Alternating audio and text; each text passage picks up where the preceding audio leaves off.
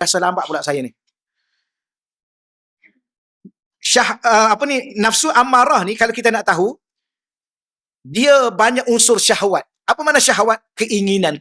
Nak makan, nak tidur, nak sembang, nak berjalan, nak mengata orang. Kalau puan-puan rasa terlebih yang tu, nafsu tu duduk tahap tu. Bangun pagi-pagi dah mengumpat.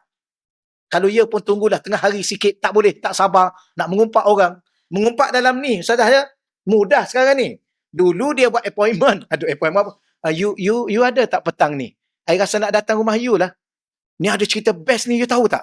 Itu zaman dulu.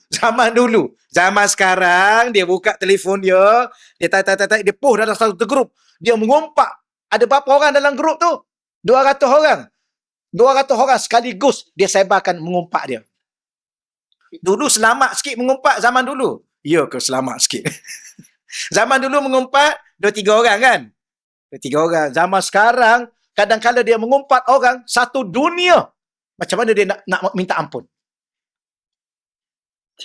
Dulu orang fitnah orang, kadang-kadang satu pejabat aja dia fitnah, yang lain orang tak tahu. Kadang-kadang satu kampung dia fitnah kawan tu. Kampung lain tak tahu. Adakah orang fitnah orang satu negeri? Boleh jadilah negeri lain orang tak tahu. Tapi dunia sekarang, orang fitnah orang, satu dunia dia fitnah. Macam mana dia nak minta ampun akhirat nanti? Tapi itulah nafsu amarah.